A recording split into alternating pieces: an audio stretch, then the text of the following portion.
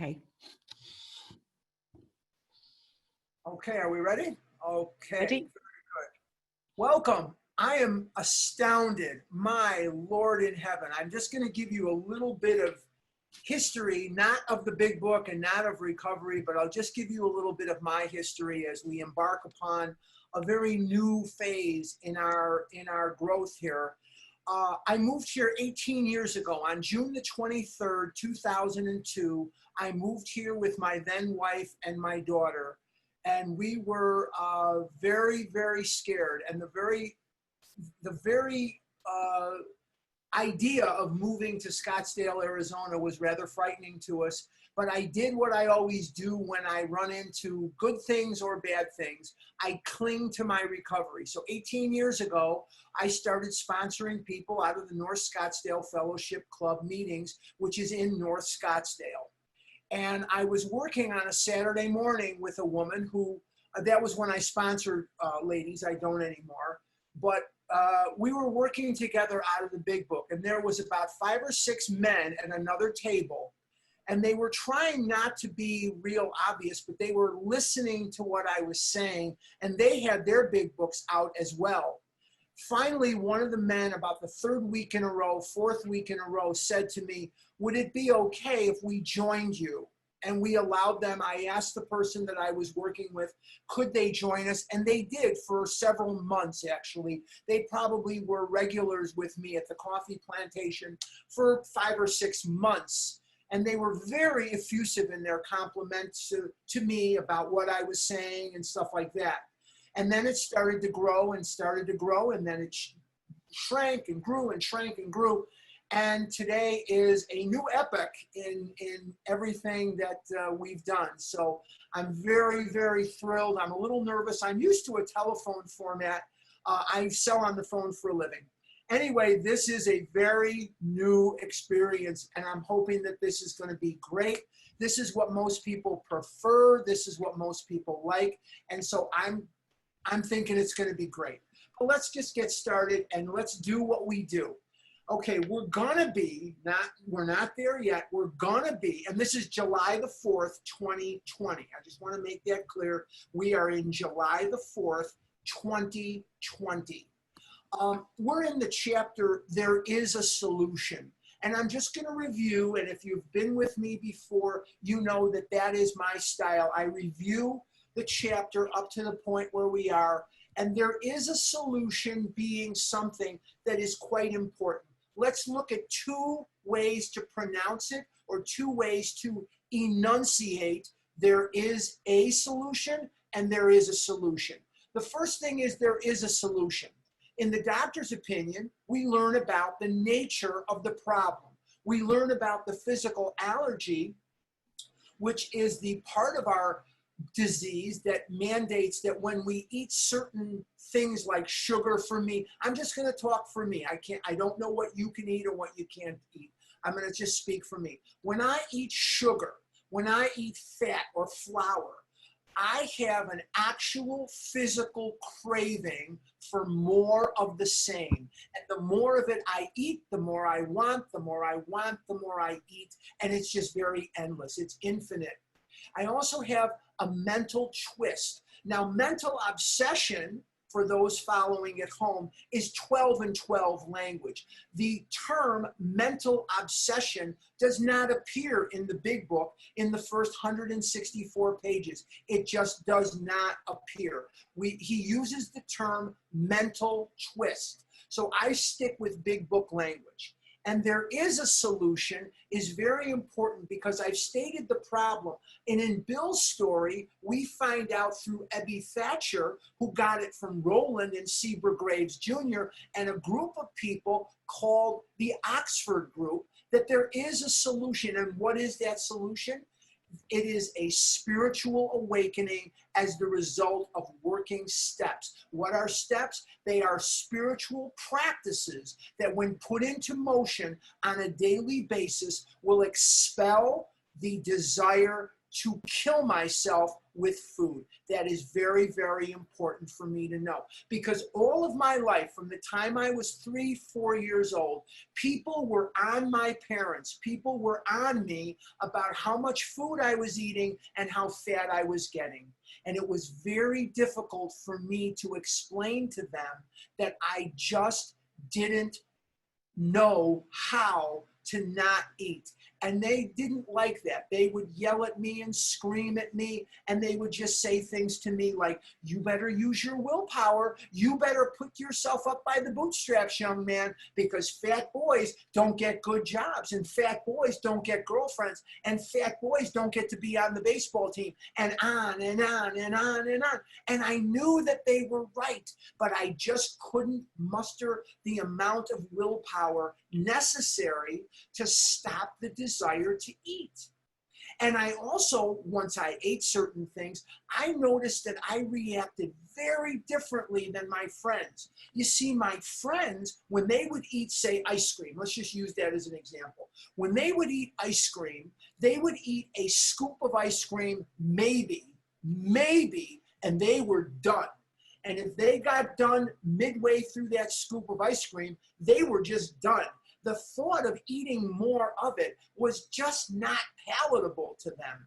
But in my body, the more of it I ate, the more I wanted, the more I wanted, the more I ate, and the more it was just endless. So the fact that there is a solution, page 17, is very comforting to me, because what it told me is, A, I'm not alone, and B, there's now something I can look at, and maybe I can have a life free of this food too. And for the last 21 and a half years, the desire to kill myself with food is simply not there. And the key is, I'm very happy about it. I'm not sad about it. I'm not swinging from the chandeliers, stark, raving, abstinent. Now, for me, and I'm just again speaking that for a person like me with my brain, I often have trouble making decisions. Decision making for me has never been an easy task. So when you can take decision making away from me, now I'm more comfortable. So let's read the title to the chapter again. There is a solution. And if you have, 3 solutions and I have to pick one of them, I'm going to constantly be looking at your paper. I'm going to constantly be trying to cheat off you, because I'm going to assume that your way of doing it is going to be better than mine. Why would I assume that? Number one, I have never been successful at finding a way to not eat. I've never been a successful dieter. And B, the bottom line is, you weigh less than I do. You must be smarter than me. So if you're choosing method B or C or A or whatever, that's what I'm going to choose too. And that may not be the right decision for me. But when you say there is a solution, and this is my solution, this is the big book of Alcoholics Anonymous. I have a big book because I'm old and blind. But I have a big book because it's easier to read, but this is my solution. Now, in looking at this chapter, and I will get to today's reading, I promise you, but if you're new, I always review. In getting to this chapter, one of the things that's very vital for me is the fellowship. Can I get abstinent on the fellowship alone? No. Can I recover on fellowship alone? No. But what I can do is I can find comfort through identification. You see, identification is very, very necessary, because I have a brain and an ego that says to me that these problems that I've had with food, these issues that I've had with weight, are unique and secret unto me. And one day, one very, very cold day in Chicago, it was a Thursday night, and I was at the meeting at Swedish Covenant Hospital in Chicago. And there was a speaker there, and she became my first sponsor. Her name is Della, and she wouldn't mind me telling you that because she's pretty cool. And she had a 3-year-old and a 5-year-old that are both in their 40s now, 50s, and they have children of their own that are older than that. But she was there, and she drove a brand new Cadillac. She had a brand new Caddy, and she had the shoes and the dresses and the jewelry and stuff that told me she had money. And I looked at her, and in my judgmental ego said, what the hell is this woman going to say that I'm going to be remotely interested in? And she got up there and she started talking about buying the Halloween candy 3-4 times, and buying the Christmas candy 3-4 times, and baking a cake for a friend's party, and going in the middle of the night and eating the cake and having to go out. And that was in the days in the 80s when grocery stores were not always open 24 hours a day. So she had to go and get the ingredients and make the cake again. And I could identify with what she was saying. And it made me feel less alone. It made me feel like I was not alone in this. And then as we go through the chapter, we're told that this is an illness. So for the very first time in my life, I didn't have to beat myself unmercifully for not having the necessary willpower. I could say I have an illness and know that it's okay. And I also have a place to go. And this is very important for me. I bet it's important for some of you too. You see, I never had a place to go where I could talk about this openly with anybody because none of my friends would understand. They understood that I was battling my weight. They understood that they didn't want me to be so fat. It was starting to really hurt their life too. And they really were upset with me for gaining the kind of weight that I gained. But now I have a place to go where I can both understand and be understood, because I may not know all of you. There's 163 of you on the line right now, which blows me away. But I can talk to you in a way that I cannot talk to them. I've known them forever. I have wonderful friends. I'm very blessed. I don't really have a family per se, an extended family, but I have wonderful, beautiful, caring friendships. And I have friends that go back all the way to grammar school and the neighborhood in Chicago. And we love each other and we know each other. I know everything about them. They know everything about me. But they don't understand why I ate the way I ate. They don't understand why I'm here this morning. They would want me to go out and play golf, or they would want me to go out and do something recreational. They don't get why I'm here now, because you speak and understand the language of the heart. I can come to you and you can come to me, and we just understand. And that is a gift that comes from the ashes of what this disease does to our life. The disease vandalizes and putrefies every aspect of our life, every aspect of our relationships, every aspect of everything that we endeavor to do. But the recovery elevates and reconstructs in a brand new way. The most beautiful things in our life become so important to us and so easily accessible in the recovery. So if all the food did was make me fat, wouldn't be the worst thing in the world. So I'd be fat. That's okay, whatever. But it putrefies and vandalizes everything.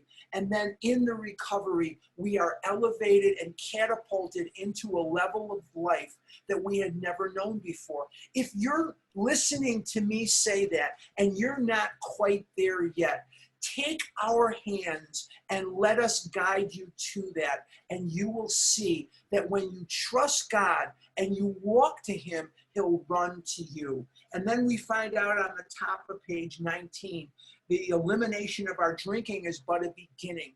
Very, very important for us to remember, because you see, abstinence is not the most important thing in my life without exception.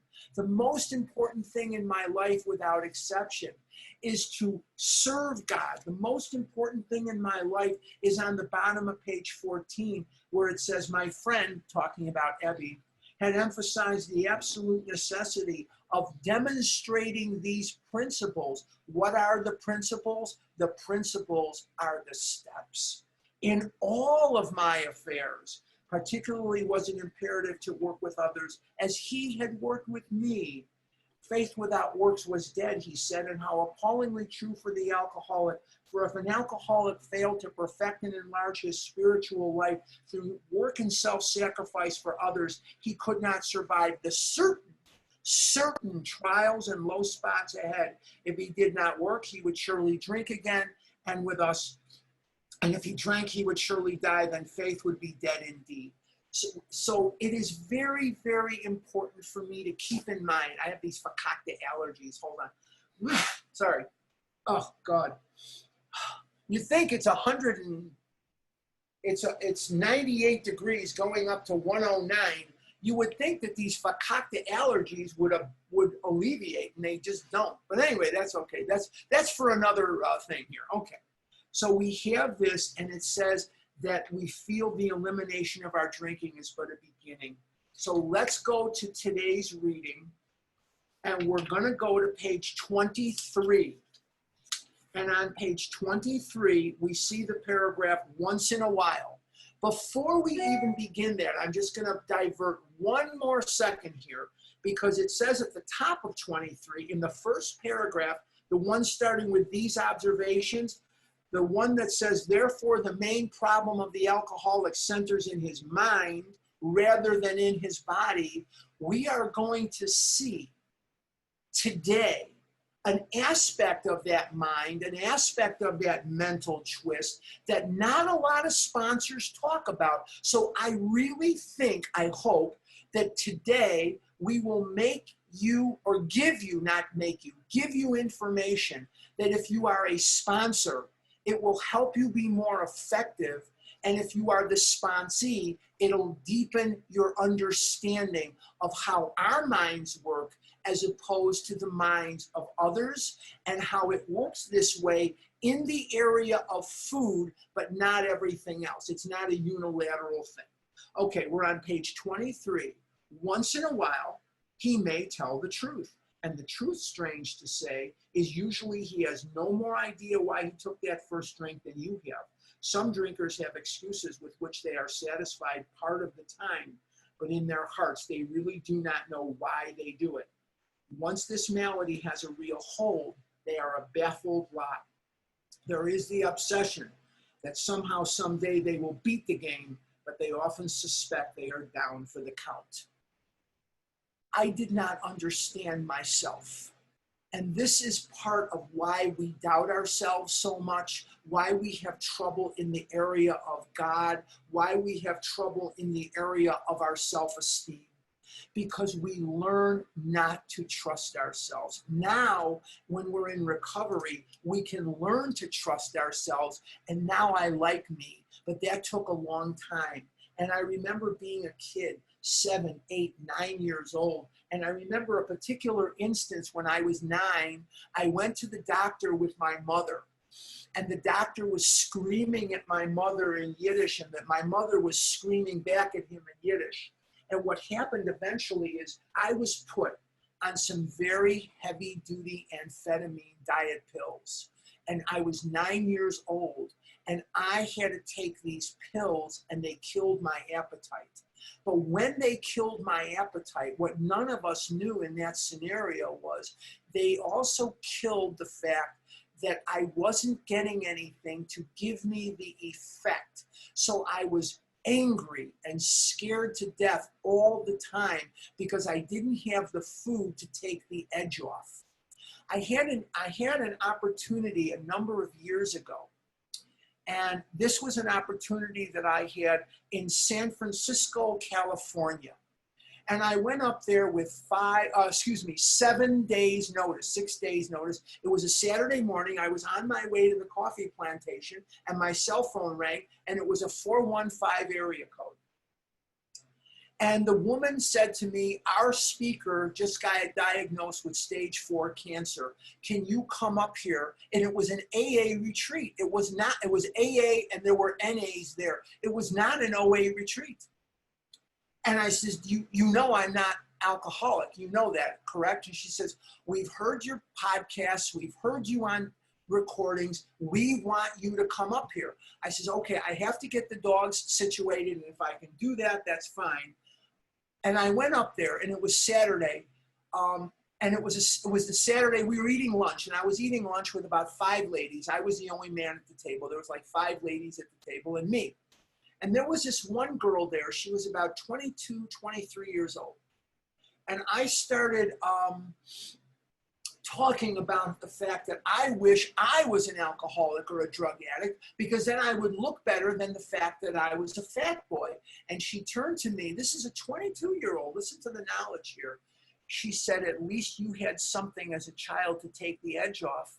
She says, I spent my entire childhood climbing the walls and fighting with everybody, and mean and nasty and miserable, because I couldn't tap into anything that would take the edge off. Because she said, I didn't discover Coke until I was 15, and I didn't discover booze until I was 14.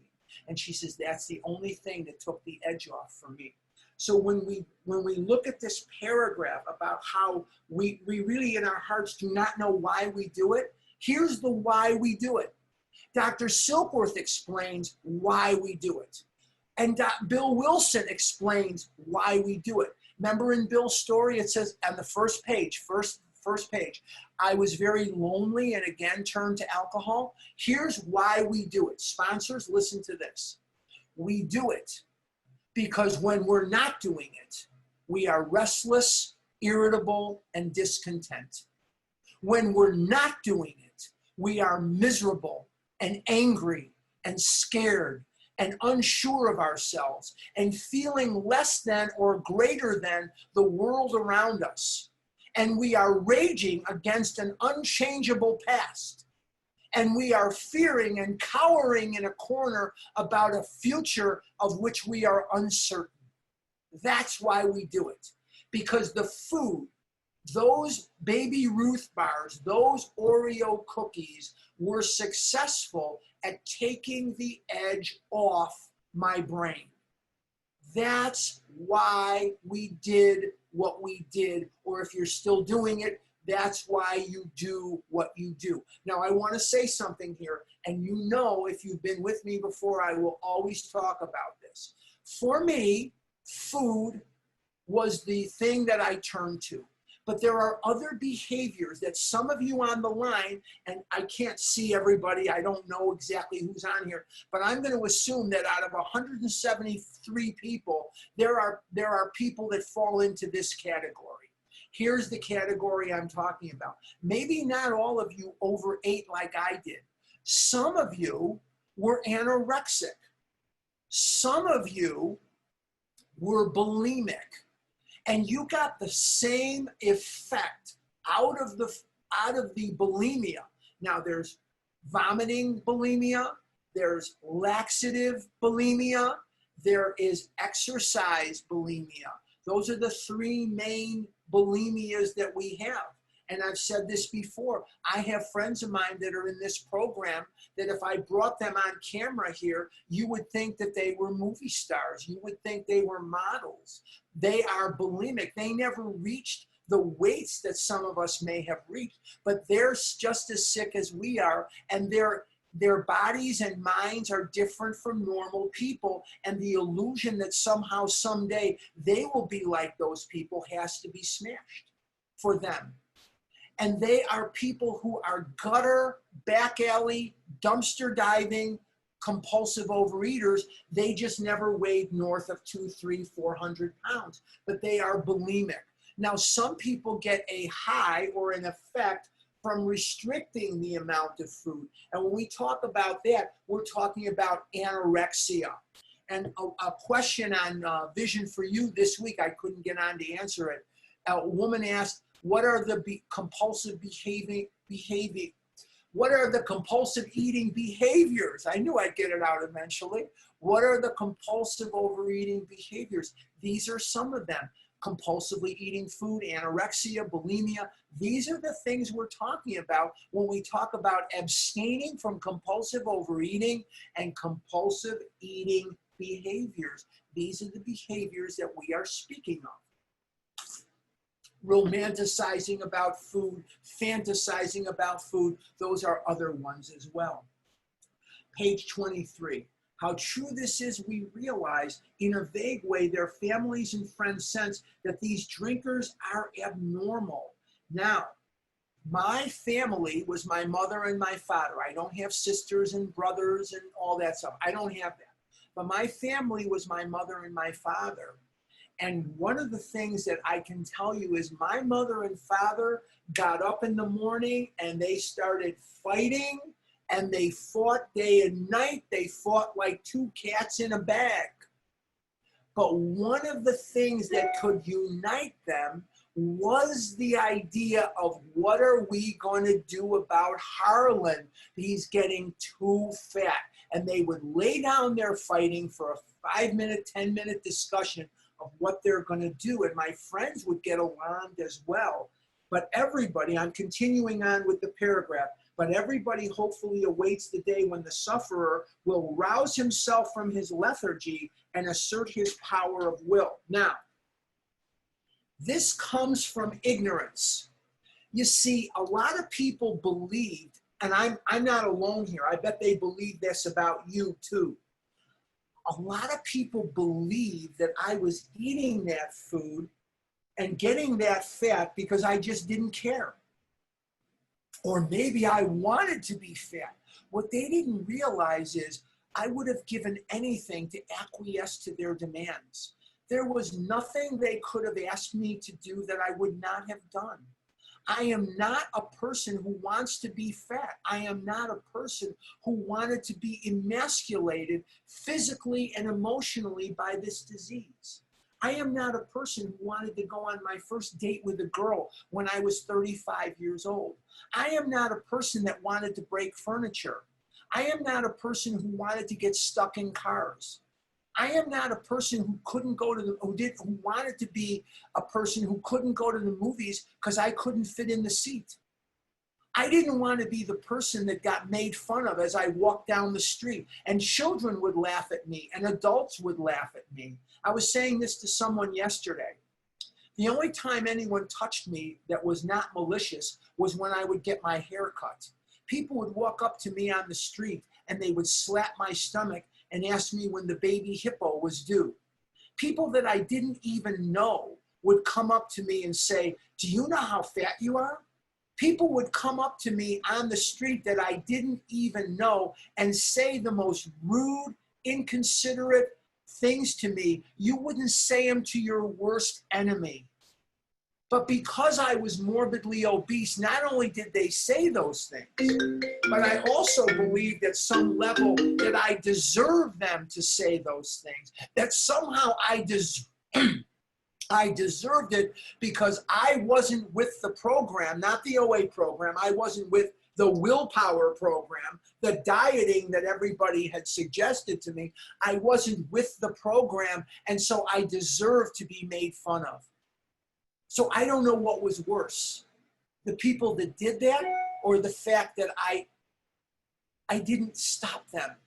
I just stood there like a dope and let them do it because I felt like, well, it's my fault I'm fat. And so from a very early age on, when you are existentially incorrect, you begin to want death more than you want life. And from the time I was about 6 or 7 years old, I would beg God for death every day of my life. I wanted to die because I knew from my attempts at dieting, I couldn't live with the food and I couldn't live without the food. There was no place for me in this world. And I bet that even though you may never have weighed 700 pounds, you may never have weighed over 300 or 200 in your life, you understand what I'm talking about, because when you're in this disease, you are not alive. You are just existing. You are not alive. This is not being alive. And so I wasted decades of the one life that I did have. And I did not know how to live in this world at any level. There was nothing in my life that resembled anything like living a life. I was living to eat and eating and eating and eating and eating, and there was nothing I could do about it, or so I thought. So this was my life. This was where I was. This is what was going on in my life. Okay, let's continue. Bottom of 23. The tragic truth is that if a man be a real alcoholic, the happy day may not arrive. He has lost the power, he has lost control, At a certain point in the drinking of every alcoholic, he passes into a state where the most powerful desire to stop drinking is of absolutely no avail. This tragic situation has already arrived in practically every case long before it is suspected. And that's why you will never hear me say, food is my drug of choice. Food is my drug of no choice. Food is my drug of no choice because when it comes to food, I have no choice. When it comes to food, I eat the food and the food eats me. I eat the food and the food takes over, and the disease of compulsive overeating will steer my life in a direction that nobody wants to go. It'll steer my life into deprivation. It'll steer my life into shame. It'll steer my life in a direction that I never ever wanted to go, and I wouldn't wish on my worst enemy. I would never ever wish this on anyone. There is no way that this disease ever steered me in a direction that was even remotely advantageous or acceptable. As I lived each day, my disease and my life putrefied and deteriorated faster and faster and faster and faster. And only God could whisper on the ember of my heart that was the only one unburned, the only one that still wanted to live, and the only ember of my heart that God could resurrect so that he could whisper on it and it burst into flames. And now I want to live more than I want to die. And that for me is the recovery. That for me is the steps. That's the embodiment of what this is about. Because of myself, I do not want to live. I do not know how. And as a coward, I will lay down and die. The only bravery in me, the only courage I have in me, courage is never the absence of fear. It's doing the brave thing in the face of fear, comes from working these 12 steps and incessantly teaching this to other people. Let's continue. And before I continue, I just want to say this. If God can resurrect and reconstruct me, think of what he can do for you. Now, the next paragraph here is in italics. And when they would go to the printer in 1939, April 10th, 1939, the book was printed. If they had to use italics, it cost them more money. So they had to think this was pretty important for them to spend what little money they had. Let's look at this paragraph. The fact is that most alcoholics, for reasons yet obscure, have lost the power of choice in drink. What step are we working here? What step are we talking about here? Uno. We're talking about step one. Or if my friend Barbara was here from Italy, passo uno. Passo is steps in Italian. Okay. That means that for me, I have no choice when it comes to food. The power of choice has been taken from me by a disease that I did not ask for, I didn't want, and the power of choice is gone, completely gone. Okay. Our so-called willpower becomes practically non-existent. And if willpower was operable for us, we wouldn't be 173 people on this line right now. we'd be out doing well, not maybe in the middle of a pandemic, but we would be doing other things. We wouldn't be gathered around our computers and telephones. So we have this situation here where we have a disease and there is nothing within us that's going to overcome this disease. Now, I've said this before and I'm going to say it here again. There is nothing that is of this earth that is going to explain why you have this disease. And there is nothing of this earth that is going to alleviate the disease. I'm going to say that again because it's so important. Nothing of this earth is going to explain why you have this disease, and nothing that is of this earth is going to alleviate this disease. Your power, your relief, your recovery, if you're anything like me, must come from a higher power. Let's continue. We are unable at times to bring into our consciousness with sufficient force the memory of the suffering and humiliation of even a week or a month ago. We are without defense against the first drink.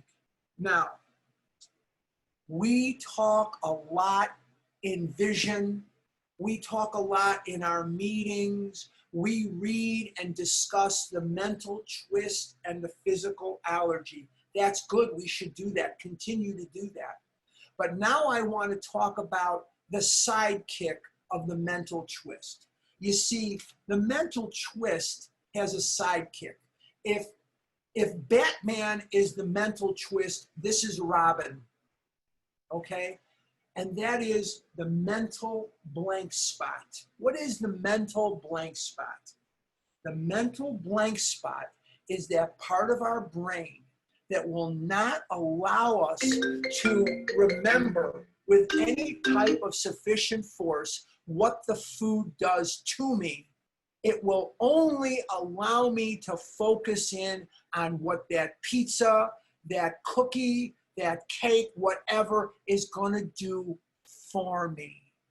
I look at the idea in my head of eating Oreo cookies, and I'm wrestling with that idea, and I cannot bring to consciousness that this is going to make me fatter. And if I do think about it, it's quickly pushed aside. The mechanism in the brain that enables that to happen is called the mental blank spot. Sponsoring people means that we explain why we cannot bring with sufficient force the idea of this mental blank spot. It is not something that we can overcome on our own. I forget the fact that I'm standing in line at a fast food place 250 pounds heavier, 300 pounds heavier than anybody in that place. And yet I'm ordering massive, massive amounts of food. When I was not quite 2 years old, it was Sabbath. It was Friday night, and my mother would light Sabbath candles on Friday night. And it was a Friday night, and I was getting more and more mobile. I don't remember any of this. This is a story that I've been told 27,500 times. I climbed up on a chair, and I took my index finger, and I stuck it in the liquid part at the base of the wick. There's always like a liquid part that's melting, and I thought it was water or something. I don't know what I thought. I don't remember. I stuck my finger in there. I screamed so loud. We lived in an apartment building. I screamed so loud that several of the neighbors knocked on the door to make sure that nobody got killed in our apartment. I was screaming so loud that my mother and father had to comfort me for what seemed like a half an hour before I would stop crying. Now, that was 66 or 65 years ago. For the last 65 years, anytime and every time I have burned myself, it was 100% accidental. I never deliberately put my hand in a flame. I never put my hand in a candle or a fireplace or a wood-burning stove or an oven or a burner deliberately to see if it will hurt me. When a waitress comes to the table and says, be careful, the plates are hot, I pay attention to that. And I try not to burn myself. When it comes to food, food has burned me, vandalized me, destroyed me, shamed me, amputated me, made it a life of loneliness and deprivation, an asexual existence, an existence and a life that I wouldn't wish on anybody. And yet, if I stop working the steps, I will go back to the food. It is not a question of if I'm going to go back to the food. It is only a question of when. The only question that I have is, when am I going to go back to the food? It may not be today. It may not be tomorrow. I couldn't tell you. Because the memory of what the food did to me, not for me, is not accessible to my brain. If you could think of it as a computer, there may be certain pieces of information on a computer that is inaccessible to you. This is exactly what's happening in our brains. We cannot remember what the food does to us. We only focus in on what the food does for us. It's going to taste real good. It's going to make me feel better. I deserve it. I want it. I don't care. I want it. I don't give a damn. I just want to be full. I want this, whatever it is we tell ourselves. And that mental blank spot is one of the things in our brain that is different from other people. It is different because other people's brains are not wired that way. They just do not think the way we think. They see the food, they understand that this food is going to make them fat, or this food is going to give them gas, or this food is going to possibly give them diarrhea, or whatever that may be for that person. That person is going to have a reaction in their brain that is very, very normal. And so as a person that is reacting normally to that food, they are going to make very good decisions where we are not going to make good decisions because that part of our brain has been short-circuited. So when you sponsor, please go over this with your sponsees. This is definitely a part of the illness. Let's continue, page 24. The almost certain consequences. Now let's look at that. The almost certain consequences. Are you kidding me? The word almost, I don't know about that one. The almost certain consequences that follow taking even a glass of beer do not crowd into the mind to deter us. If these thoughts occur, they are hazily and readily supplanted with the old threadbare idea that this time we shall handle ourselves like other people. Remember when Dr. Silkworth says that we cannot tell the true from the false? Here's what he's talking about. He's not thinking that you as a compulsive overeater think that today is Tuesday. He's not thinking that you think as a compulsive overeater that up is down or down is up. No.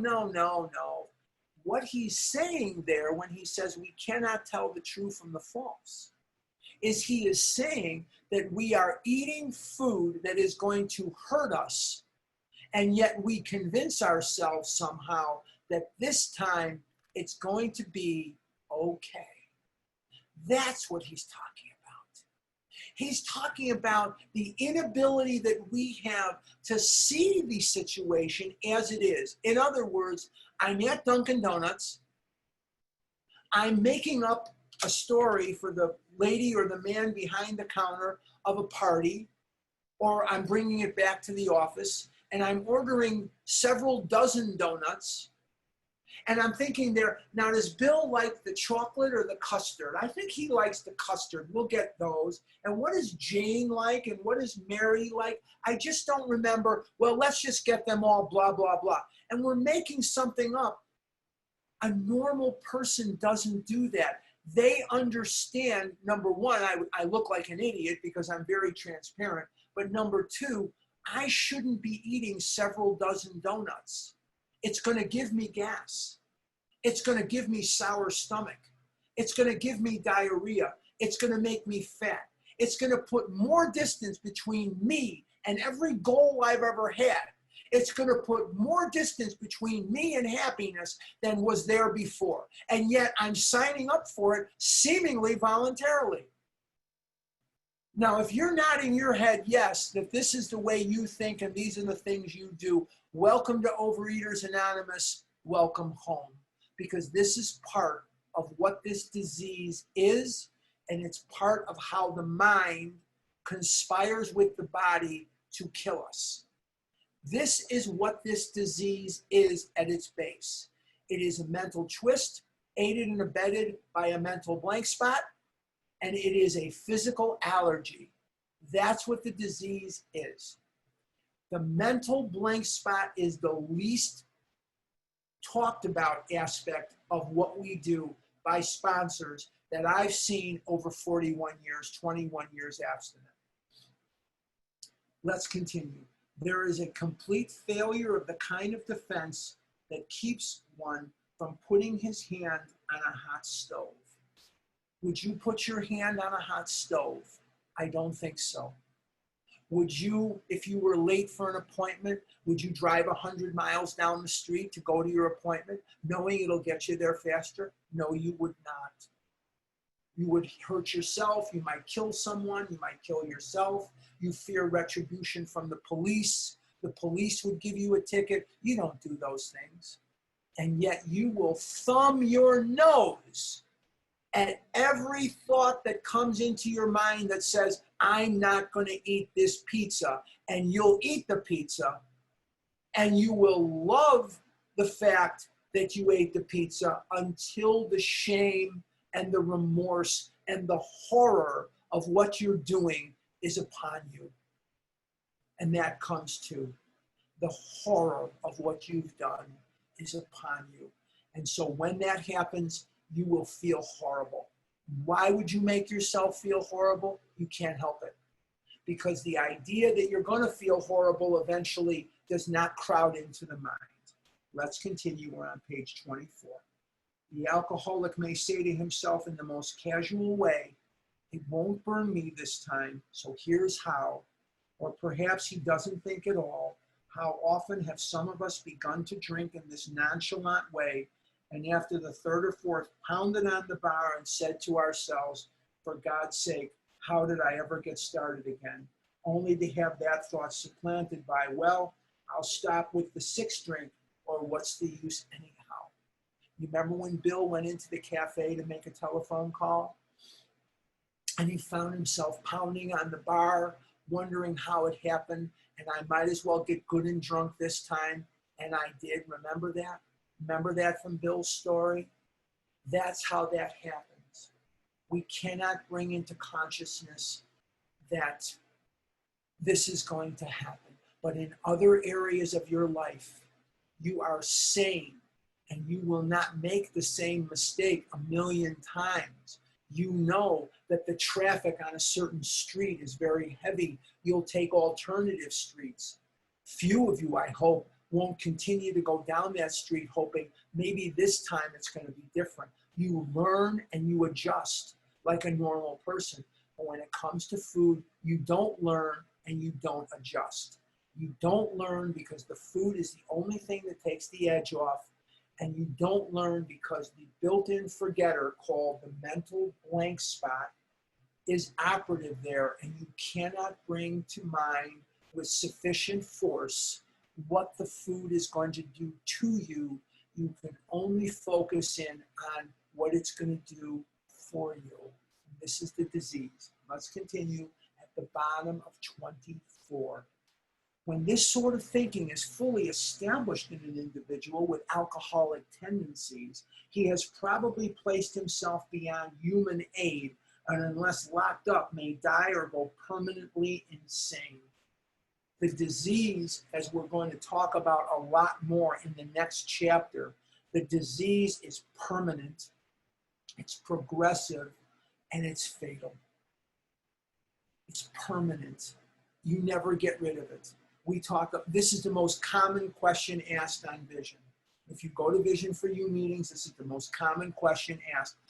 How do I know if I'm recovered or not?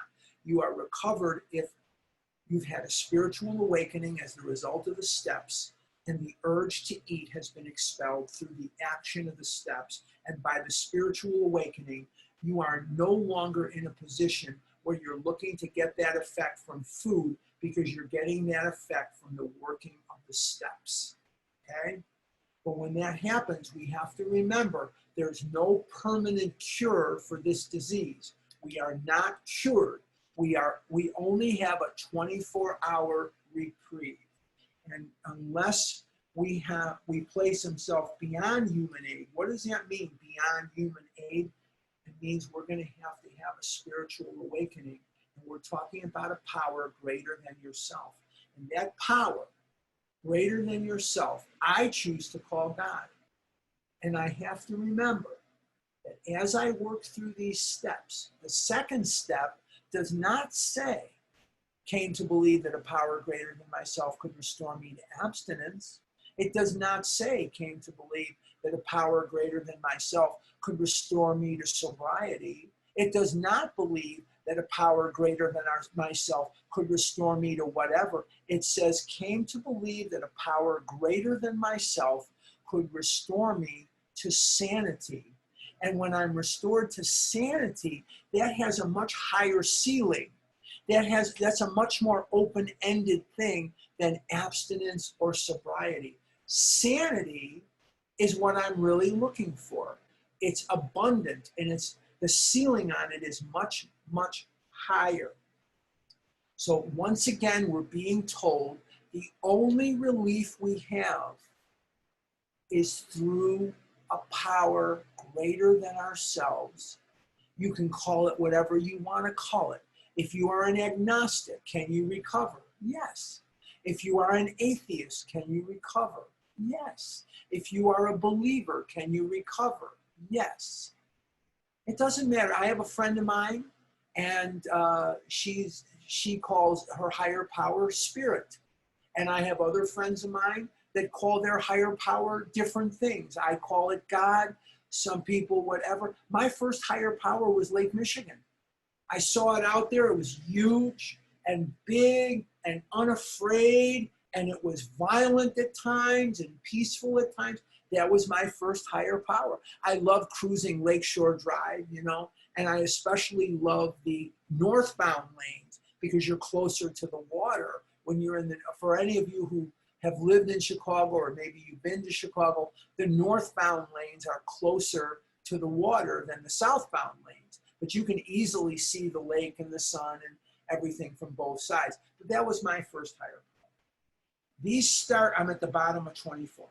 These stark and ugly facts have been confirmed by legions of alcoholics throughout history, but for the grace of God, there would have been thousands more convincing demonstration. So many want to stop, but cannot. I am one of those people that cannot stop. Without a power greater than myself, I would be dead. That's not the worst thing in the world. We're all going to die. Life is a fatal illness. The most horrible thing about this for me is that I never would have lived.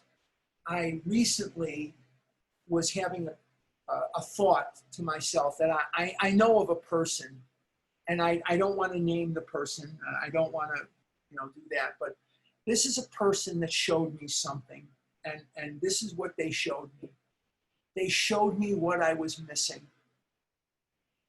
And when I saw what I was missing in life, it made me want to live more than I had ever wanted to live before in my life. It gave me more of an appetite, because I always thought that if I knew what I was missing, I would want to die. I found out what I was missing, and now I want to live because I want more of it. I want more life. I don't know how much more time I have left to go. Not today. I know I can see the clock. I don't know. I don't mean that. What I mean, somebody's fed her a bunch. All right, but that makes her hungry. Maria, somebody's unmuted. Yeah, have them. Okay. So the bottom line is now I see what I was missing, and it makes me want to live even more. It gives me more of an appetite for living. Top 25. There is a solution. Almost none of us like the self-searching, the leveling of our pride, the confession of shortcomings, which the process requires. The key word here is requires. That is the key word here. We're talking about the steps, the leveling of the self-searching, the leveling of our pride, the confession of shortcomings, that the process requires. It is not going to give us anything less than a requirement for a successful consummation. We are all going to have to do that, and not just once. We have to do it every single day, and we have to teach this incessantly to others. I have a friend of mine who lives in New Jersey. I love what she says. She says, you're afraid to sponsor? You damn well better be afraid not to sponsor, because this is a 12-step program. This is not an 11-step program. This is a 12-step program. But we saw that it really worked in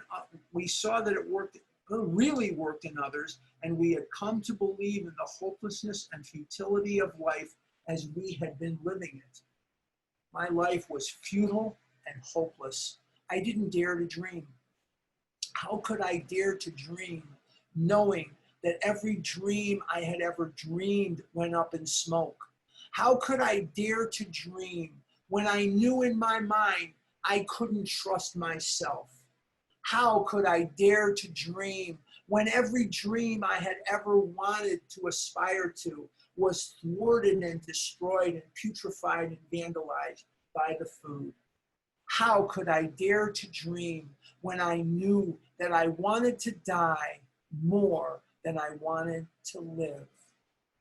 When therefore we were approached by those in whom the problem had been solved, there was nothing left for us but to pick up the simple kit of spiritual tools laid at our feet. This is very, very important.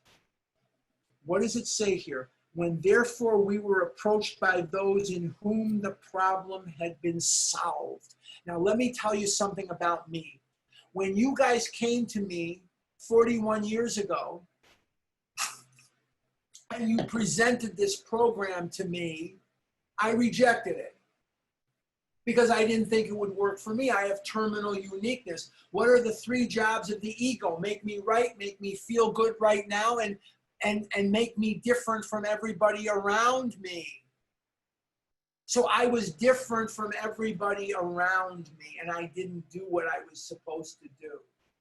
What eventually happened was I began to take action after action after action after action that I did not yet believe in, but I saw that it was working in others.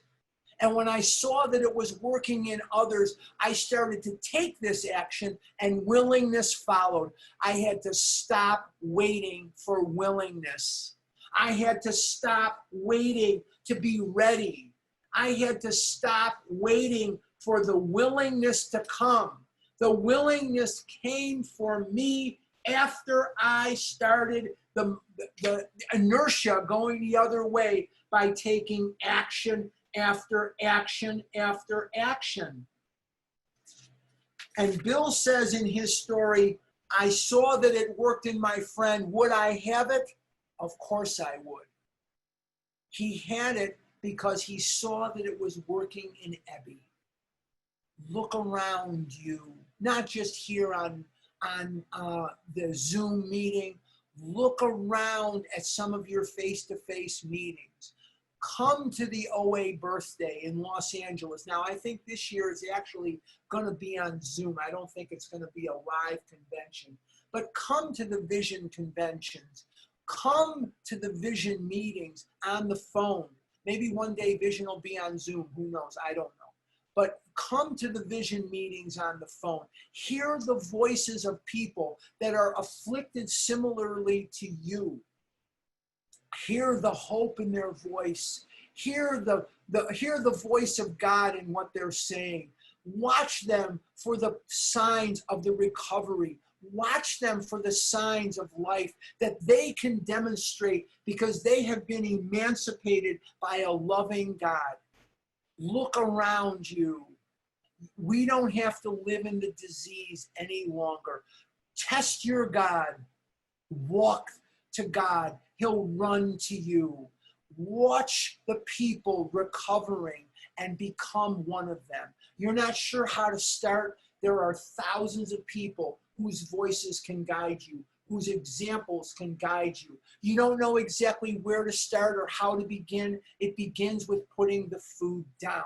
If you're further along the line and you're a little scared of something, remember this. We have been there. We will help you. Let's go back, page 25. We have found much of heaven and have been rocketed into a fourth dimension of existence of which we had not even dreamed. Now let's understand that when the big book wants to tell you something, teach you something, it repeats it. I have a friend that's a teacher, a fourth grade teacher, and she told me that when you want to teach something and you repeat it, it's called spiraling the information. And this is information that is getting spiraled. And Bill talks about that he was catapulted into a fourth dimension of existence. Let's define that so that your understanding of it can grow. There is the dimension of the height. There's width and there's depth. Those are the three dimensions: height, width, depth. The fourth dimension, hold on. Sorry. The fourth dimension is the dimension of the spiritual, of God. If you're offended by the term God, if God is not your term, it could be a group of drunks. It could be the gift of desperation. My friend uses the word spirit. When this person addresses their higher power, she holds her hands out and she says, spirit. It could be spirit. It could be whatever it's going to be. For you, that's fine. That's okay. But the fourth dimension is the dimension of the spiritual. And that means that we live in a world where we can reach our fullest potential. It means that we can be the person that God intended us to be. Now I am seeing that I separate myself from the toxic relationships I've had over the years. I have certain friends of mine that when they come out here to Arizona from Chicago, I'm very, very busy and tied up all day long for days. Why? I don't want to hear the hatred. I don't want to hear the backstabbing. My ears, they run from that stuff now. And I have certain friends of mine that when they come out from Chicago, I can't spend enough time with them because they're not like that. I'm learning to be the person that God wants me to be. When I mean yes, I say yes. When I mean no, I mean no. And I can speak my mind. I can be who I am. And I don't have to look in the mirror and see someone else's face looking back at me. And when I say to you that that was my reality, I was so sure others could take care of me and be the person that would be my higher power. I looked in the mirror and I saw their face staring back at me. I don't have to live that way anymore. This will be the last paragraph we're going to cover today. The great fact is just this and nothing less: that we have had deep and effective spiritual experiences. I have not had a spiritual experience. I've had a spiritual awakening. What's the difference? A spiritual experience is quick, fast. Like Bill had in the hospital. God came to him through the window. He saw the light. He had a vital spiritual experience, and he never drank again. For me, God comes very slowly, and that is a spiritual awakening. I've had a spiritual awakening, okay, which have revolutionized our whole attitude toward life. My whole attitude toward life is very different from what it was before. toward our fellows. I am much more loving toward other people. See, in my disease, I'm either better than you, I'm worse than you, but I'm never equal to you. I'm always comparing myself to other people, and I'm never coming out on the good end. I'm always comparing out of desperation, and when I compare, I look up at you and say, if only I was as lucky as you, if only I was as rich as you, if only I was as good looking as you, as only whatever. If I had what you had, I'd be fine, and I can't live that way anymore. I have to look inside. And I have to say, I have everything I need to live my life. To live my life. Look at what's happening here. Did I ever believe in my wildest imagination that from the depths of my despair in compulsive overeating, that one day we would be here today doing this? Never saw it coming at all. And toward God's universe, I look at God's universe today and I'm in awe. You know, I love the OA birthday. I love the OA birthday. I hope you've heard me say that, and that's fine. One of the things I love is getting in a day or two early. I love getting into Los Angeles early. And I have a friend of mine. I have several friends of mine. Most of them live in Colorado, although some live in New York City and some of them live in LA and whatever. When we go out to the birthday, they also come early and we have a lot of fun.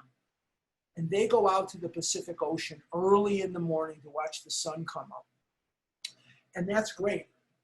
And they come back and they are in the lobby of the hotel clapping their hands together saying, what a miracle, we saw the sun come up over the Pacific Ocean. And that is a miracle. But it's not the greatest miracle there. You see, the greatest miracle there is that there are compulsive overeaters in those rooms at the hotel in Los Angeles. People afflicted with a fatal illness, and they're not compulsively overeating, and they are refraining happily. That's the miracle. That's a greater miracle. You see, a miracle is really something for which there is no scientific explanation. And there is a scientific explanation as to why the sun comes up. The sun doesn't really come up. The sun doesn't move. We spin around as Earth, and then we see it, and then we don't. We see it again. But a compulsive overeater, not compulsively overeating, what a miracle. What a miracle. That's the miracle. Don't miss it if you come. The central fact of our lives today is the absolute certainty that our Creator has entered into our hearts and lives in a way which is indeed miraculous. My God is alive. I can't use a dead God. I had a dead God thrust upon me when I was a little boy. The burning bush is fantastic, and the splitting of the Red Sea is awesome. And Moses coming down, he was the first guy to download things onto a tablet, was Moses. He downloaded those 10 commandments onto a tablet. He was numero uno when it comes to that. Those are all great things. But the miracles that I've seen are the resurrections of the lives in this organization coming from the dead to life through the working of these steps. My God is alive. And I am on a raft going down a river, and I cannot see around the corner. I don't know what's coming. And there are parts of my life I wish were different. There are parts of my life I wish I could change, but I cannot. And God will cry with me, and He will work with me toward a better end. And we sit and we wonder and we look up at God through tears in our eyes and we say, why my mother? Why my father? Why my child? Why my friend? Why me? And we blame God. And what we don't understand most of the time is God gave people choice. He gave people free will. And some people do terrible things. And God cried with us. Give him an opportunity. He will resurrect the situation.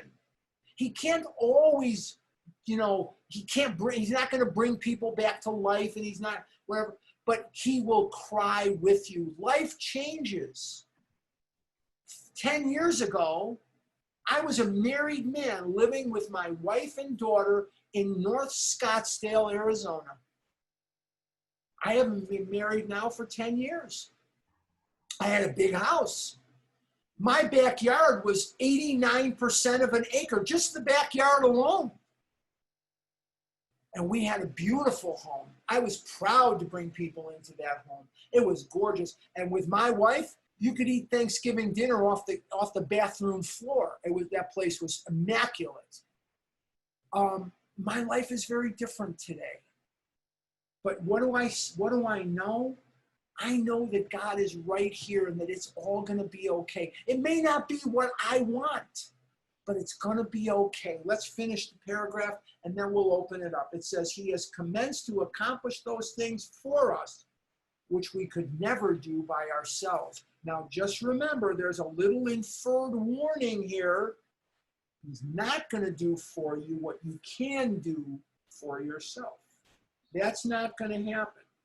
You are going to have to take action after action after action, and you're going to have to do the things which you can do.